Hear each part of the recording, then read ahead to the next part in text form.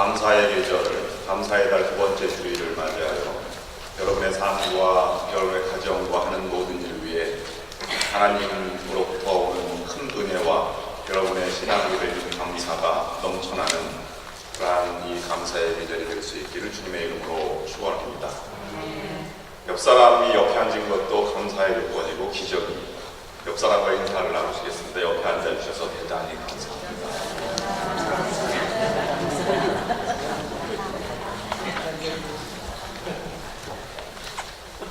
네, 지난주에는 감사로 인생을 물들여라 이렇게 묵상을 해보았습니다. 제가 가만히 묵상해 보니까 물들다 이런 표현은 긍정적일 때보다 부정적일 때 더 많이 쓰이는 것 같습니다.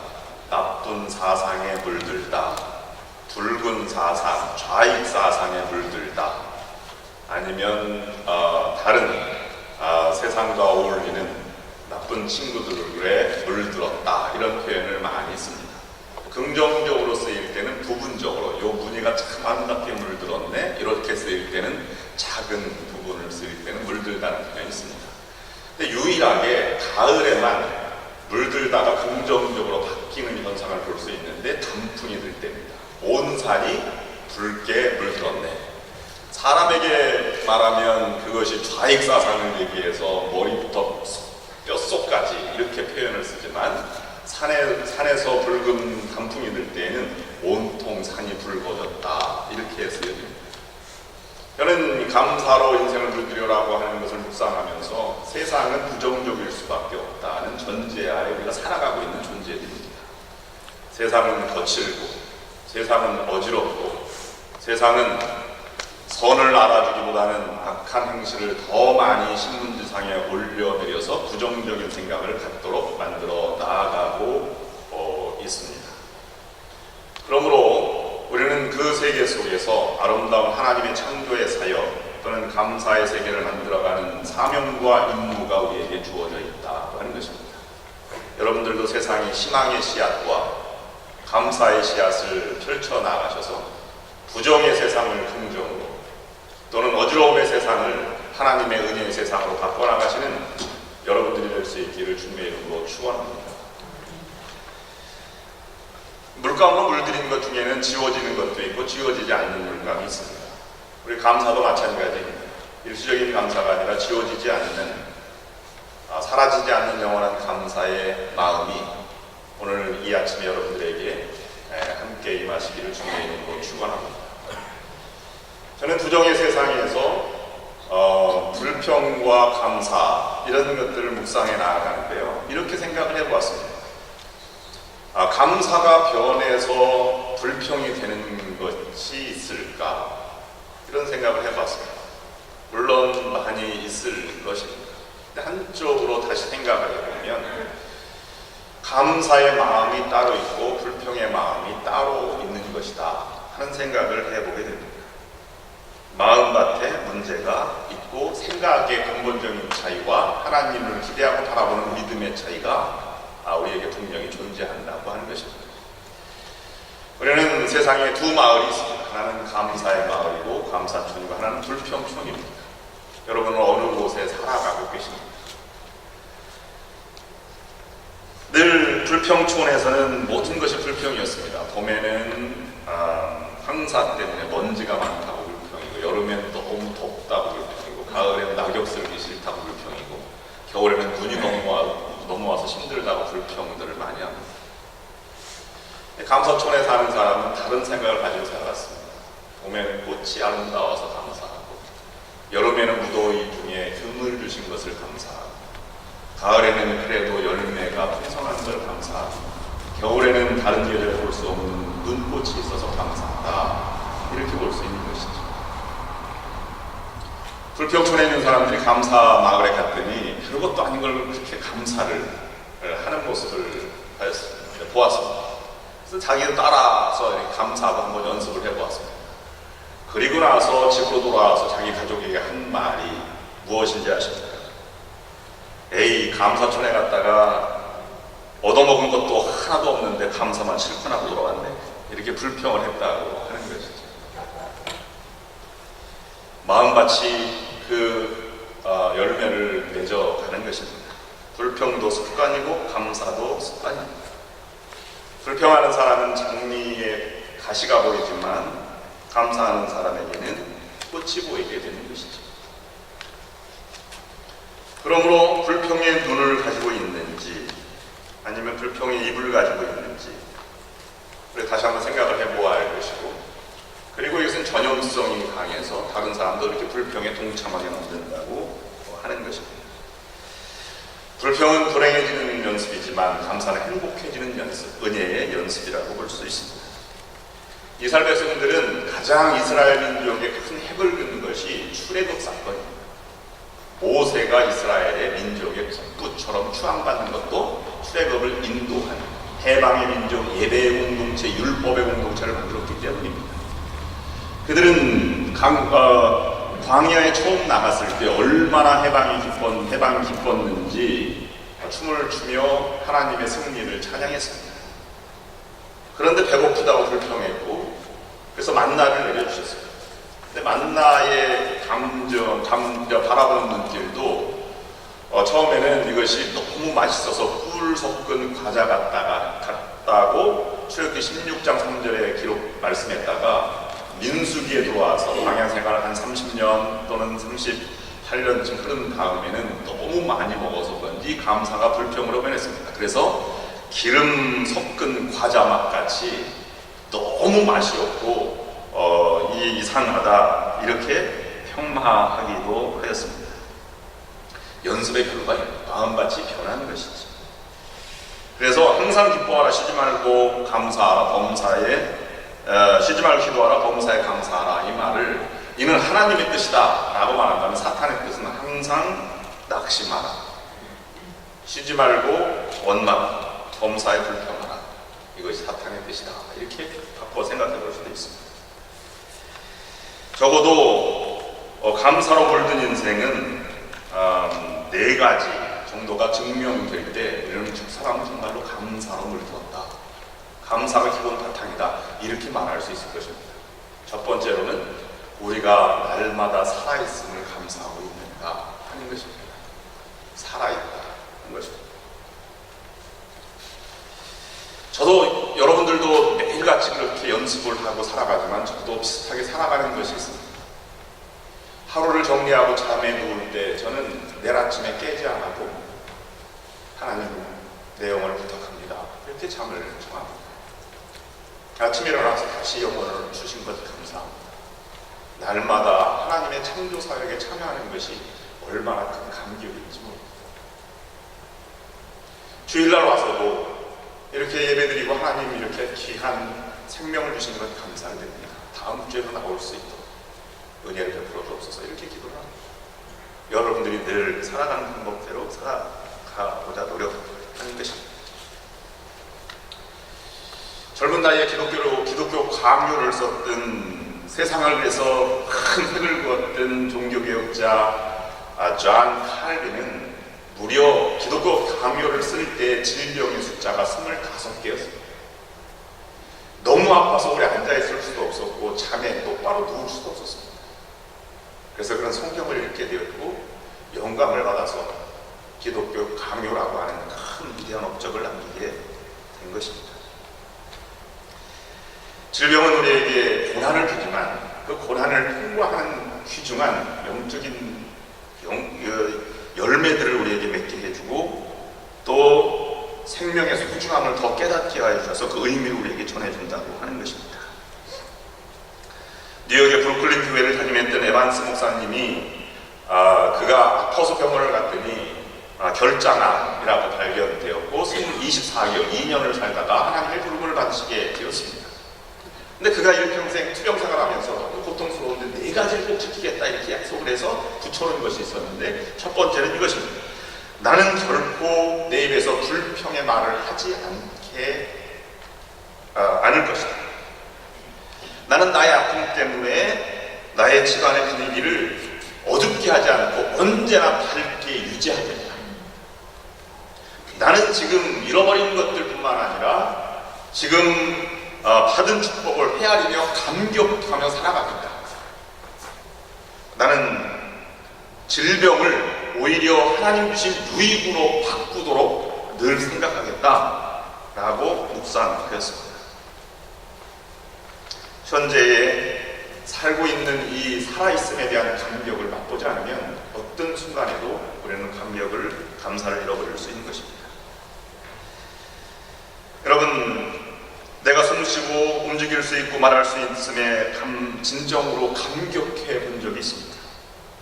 평소에는 당연한 것으로 받아들일 수 있지만 어느 위급한 순간에 또는 큰 사고를 만났을 때 우리는 이것이 얼마나 소중했던가를 경험해 보게 됩니다. 그러므로 살아있다는 것보다 더 큰 감사는 없는 것입니다. 최고의 감사는 그것입니다. 오늘 아침만 해도 다시 눈을 뜨지 못하고 세상을 떠난 사람들이 얼마나 많이 있겠습니까? 살아있음이 하나님이 붙들어주는 기적의 현장입니다. 이 기적은 감사에 충분하고도 넉넉한 조건이 되는 것입니다. 두 번째, 감사를 물든 사람은 살아있을 뿐만 아니라 가시도 감사하는가 하는 것입니다. 가시라고 하는 것은 생명에는 위협이 없지만 나를 굉장히 괴롭히는, 정신적으로 육체적으로 괴롭히는 상태를 우리는 인생의 가시라고 말합니다. 이 가시를 가장 크게 경험한 사람이 아마 사도 바울이 아닙니까? 그는 여러 번 매를 맞았고 죽을 뻔하였고 강도 위협과 강의 위협과 세 번이나 파손한 위협과 태장을 맞기도 하고 아니면 거짓 총지 중에 위험을 당하기도 하고 여러 번 자지 못하고 목마르고 줄이고 또는 헐벗었다 이렇게 고백을 할 정도로 그는 늘 그런 삶을 살았습니다. 혹독한 삶을 살아가게 된 것이죠. 그러나 그가 서신서에서 가장 많이 쓴 말은 예수 그리스도의 종된 나 바울은 너희를 위해서 기도하고 감사한다는 표현을 늘 쓰고 있습니다. 너희 구할 것을 감사함으로 아뢰라. 빌립보서 4장 6절 말씀입니다. 쉬지 말고 기도하라. 범사에 감사하라. 데살로니가전서 5장입니다. 나를 능하게 하신 그리스도 예수 우리 주께 내가 감사함은 나를 충성되이 여겨 내게 직분을 맡기셨다. 디모데전서 2장 12절 말씀입니다. 범사에 하나님께 감사하며 에베소 3장 20절 말씀입니다. 감사하는 자가 되라. 골로새서 3장 13절 말씀입니다. 그렇게 육체적으로 정신적으로 고통을 당하면서도 그는 감사하라고 강조하고 있는 것입니다. 그것을 가시 속에서 드리는 감사다 이렇게 말씀드릴 수 있을 것입니다. 학자들은 사도 바울이 가지고 있는 이 가시가 무엇일까를 많이 여러분 들으셨습니다. 첫 번째로는 담에색 도상에서 너무 밝은 빛을 보아서 평생 안질을 가졌을 것이다. 그래서 그 안질이라고 주장하는 사람들은 본문을 그 근거를 이렇게 듭니다. 갈라디아서 4장 15절 말씀. 너희가 할 수만 있었다면 너희 눈이라도 빼어 나를 주었으리다. 눈이 얼마나 나빴으면 눈을 빼어서 줄 만큼의 사랑을 표현했는가 하는 것입니다. 그런데 아마 간질병이었을 것이다 주장하는 사람들도 있는데 이 말씀의 근거를 갈라디아서 4장 14절 말씀, 앞절 말씀인데 너희를 시험하는 것이 내 육체에 있으되 이것을 너희가 업신여기지도 아니하며 버리지도 아니하였다 라고 기록하고 있습니다. 업신여길 만큼의 이상한 삶을 살아갔다 이렇게 볼 수 있는 것입니다. 그래서 그는 가시를 제거해달라고 기도했는데 하나님께서는 응답을 주셨습니다. No, 아니다. 내 은혜가 내게 족하다 이렇게 말해주었던 것이죠. 장미꽃 감사를 어린아이 감사라면 가시 속의 감사는 성숙한 어른의 감사다 이렇게 볼 수 있습니다. 바울의 육체의 가시를 은혜로 바꿀 수 있었던 것은 세 가지 이유에서였습니다. 육체적 가시가 그를 겸손하게 만들었다는 것입니다. 유대인 중에 유대인, 그 다음에 가말리엘 문화에서 수확했던 그의 삶을 돌아보면 그 가시 때문에 주님 앞에 나와 엎드릴 수밖에 없는 겸손한 사람이 되게 만들었습니다. 주님은 가시를 통해서 우리 인생을 만들어 가시는 분임을 그는 고백했던 것이죠. 두 번째, 이 바울은 가시를 통해서 더욱 주님만을 의지하게 되었습니다. 그래서 결국은 주님의 뜻을 발견하고 그 뜻대로 살아가려고 노력하였다고 하는 것입니다. 그래서 사도 바울이 고백하는 것은 고린도후서 12장 10절 말씀, 그리스도를 위하여 약한 것들과 능력과 궁핍과 핍박과 곤란을 기뻐하노니 이는 약할 그때에 내가 곧 강함이니라. 여러분, 가시를 감사하고 있습니다. 사도 바울은 이 가시 때문에 세상을 바라보지 아니하고 세상의 영광에 집착하지 않고 하나님의 영광을 바라보게 되었다는 것입니다. 그래서 세상의 노예가 되지 않고 그리스도의 종, 노예가 된 삶을 살아갔다고 고백하는 것입니다. 감사절, 다음 주일에 우리가 감사절기를 지키는 겁니다. 청교도들의 감사도 오직 한 가지 위해서 출발한 그의 삶의 모습 아니겠습니까?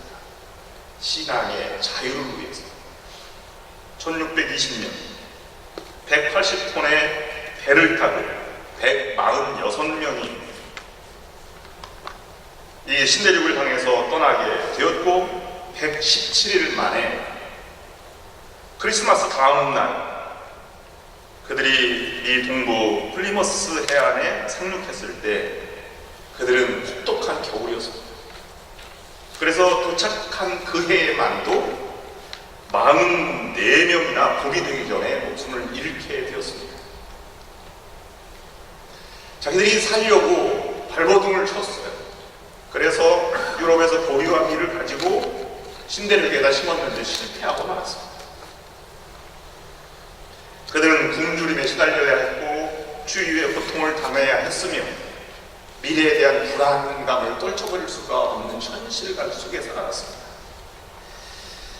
인디아 주장인 사모세트가 어려운 청교도들을 보아서 씨앗을 전해주었는데요. 감자, 옥수수, 호박의 씨앗을 주어서 첫해 결실을 맺고 야생 터키를 잡아서 그들을 초청해서 함께 감사절기가 시작이 된 것입니다. 3년 만에 매사추세츠 주의 주지사 윌리엄 브래드피트가 감사절을 지정하고 감사를 지키도록 하였습니다. 근데 우여곡절이 많았습니다. 초대 대통령인 조지 워싱턴이 11월 26일을 감사절로 선포했는데요. 그해가 1789년입니다. 근데 3대 대통령인 제퍼슨이 추수감사절은 왕정시대의 유산물이다 해서 금했습니다. 그리고 50년이 추수감사절을 지킬 수 없었고 링컨 대통령이 그 이후에 추수감사절을 국정일로 제정하며 감사절이 부활하게 되었습니다. 그들이 감사절을 처음으로 지켰던 것은 정말로 가시뿐인 세상이죠. 황량한 벌판, 미래에 대한 두려움 속에 감사를 드렸던 것입니다. 여러분 가지고 있는 유인물에 보면 청교도의 7가지 감사의 조건이 적혀 있습니다. 180톤밖에 안 되는 작은 배지만 그 배라도 주신 것을 감사합니다. 평균 시속 2마일로 항해했으나 117일간 뒤로 가지 않고 앞으로만 갈 수 있었던 것도 감사합니다. 항해 중 2사람이 죽었으나 한 아이가 새로 태어나는 것을 감사합니다. 폭풍으로 큰 돛이 부러졌으나 파손되지 않았음을 감사합니다. 여자들 몇 명이 심한 파도 속에 휩쓸렸지만 모두 구출된 것을 감사합니다. 인디안들의 방해로 상륙할 곳을 찾지 못해 한 달 동안 바다에서 표류했지만 결국은 호의적인 원주민이 사는 곳에 상륙하게 해주셔서 감사합니다. 고통스러운 117일 3개월 반의 항해 도중 단 한 사람도 돌아가자는 사람이 나오지 않았음을 감사했다는 것입니다. 세 번째로는 감사로 불린 사람은 불평할 수 있는 조건의 감사의 조건을 찾아내는 것입니다.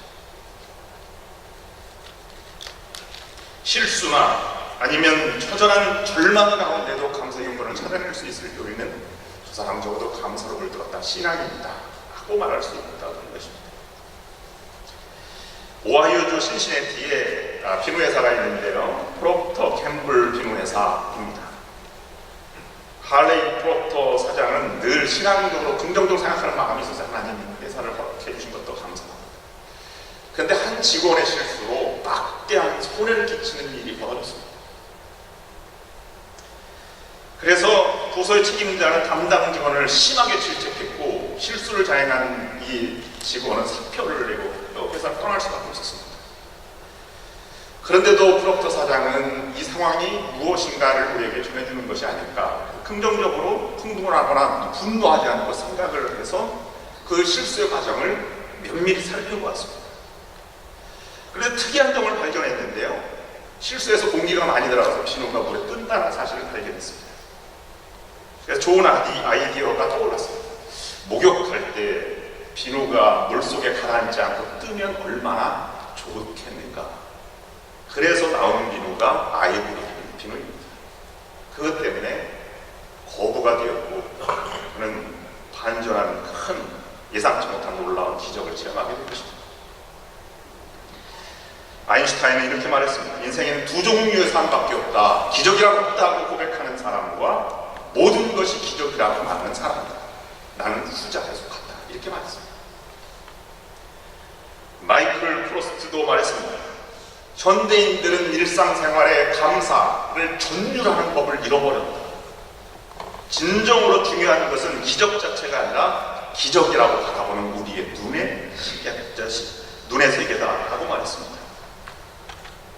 병실에 가면 아무것도 아닌데도 그들은 감격하는 것을 볼 수 있어요. 그것이 얼마나 어려울 때 감사를 드릴 수 있는 것인가 하는 것입니다.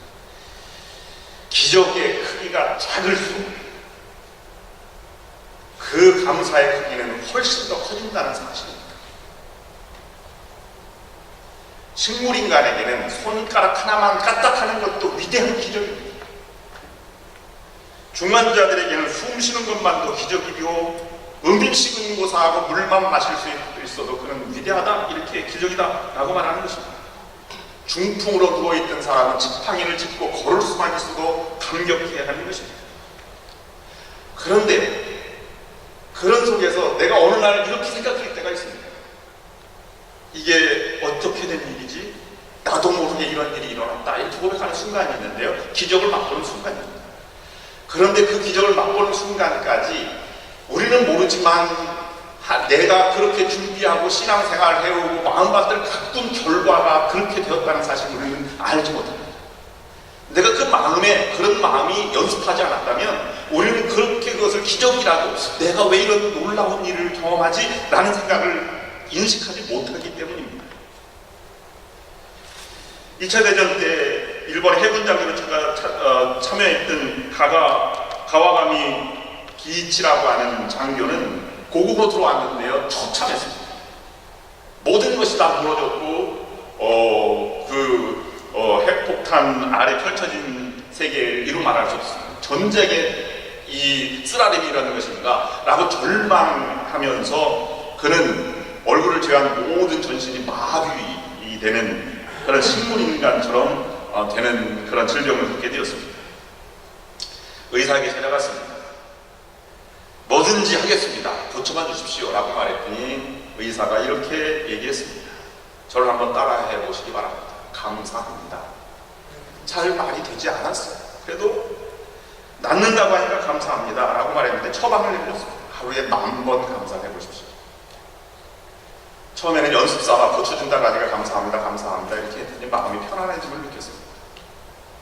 그런데요, 막내 아들이 뒷뜰에서 홍시 2개를 땄어요.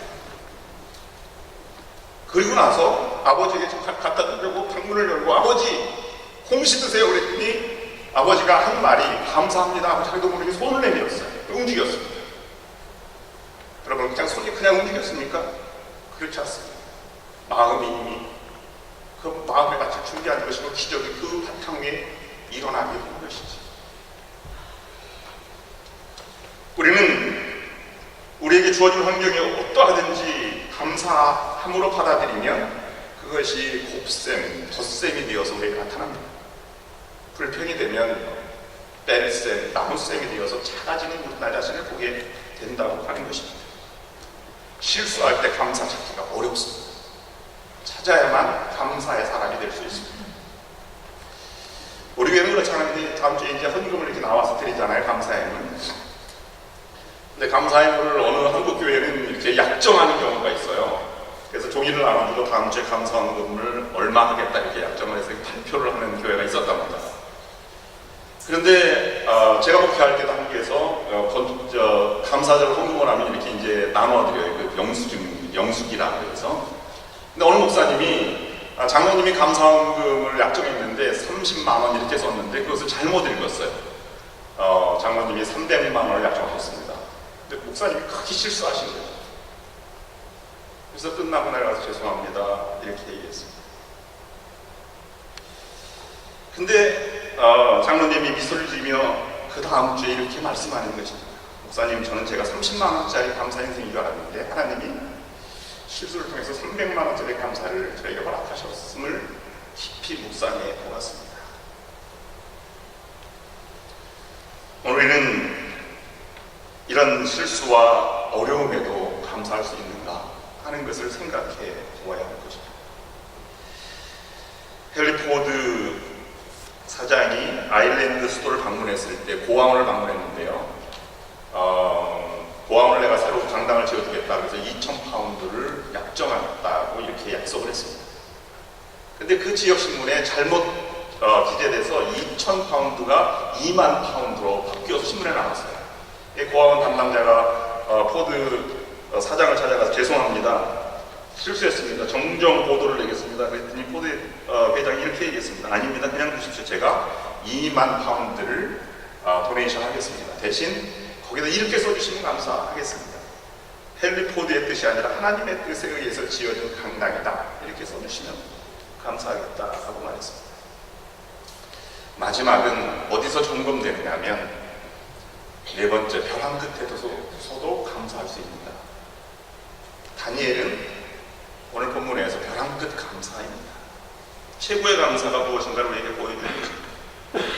다리오 왕이 되었을 때 120도를 나누고 각 지방에서 관리를 파송하고 그 위에 3명의 총리를 세워서 수석 총리를 다니엘을 세웠는데 그것을 음모하는 30일 동안 다니엘이 기도하는 것을 알고 기도하면 왕 이외의 다른 신을 섬기면 사자굴에 넣겠다고 하는 것을 발표하고 자기도 모르게 왕의 어인을 짓고 그리고 지키도록 하였습니다. 다니엘은 그것을 알면서도 위층에 올라가 예루살렘 쪽으로 방문을 열어놓고 기도하였고 감사하였다는 것이 오늘 본문의 내용입니다.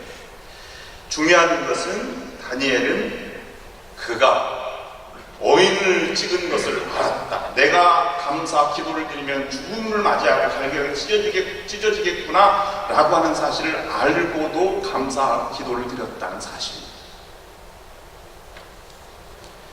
오늘 우리들은 이것이 끝까지 기도 가운데도 감사하면 죽는 것을 알면서도 끝까지 기도했다는 이 사실, 사론판 같은 인생 속에서도 신앙의 일을 포기하지 않는 다니엘을 통해서 진정한 감사가 무엇인지 생각해 볼 수 있는 것입니다. 결국 음모한 사람들이 죽음을 맞이하게 되었고 다니엘은 그 이후에도 고레스 왕 시대까지 총리를 누리는 가장 길게 예언 활동을 했던 그러한 선지자로 남게 되었습니다.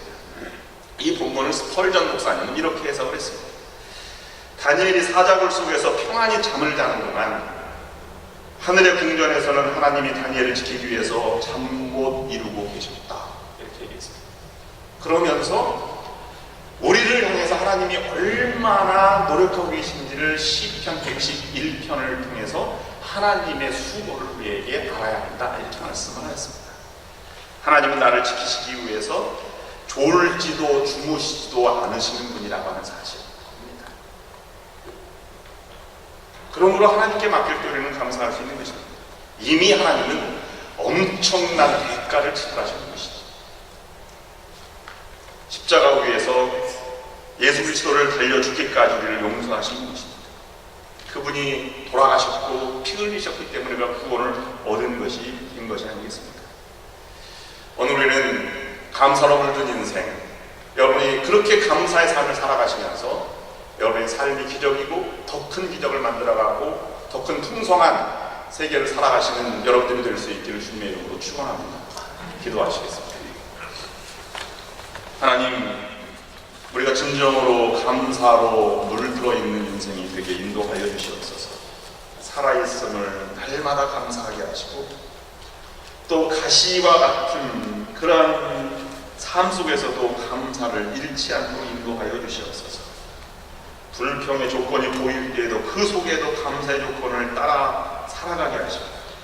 벼랑 끝에서도 하늘을 향해서 찾아오시는 하나님의 은혜를 생각하며 기도와 감사를 잃지 않는 우리들이 될 수 있도록 인도하여 주시옵소서. 예수 그리스도의 이름으로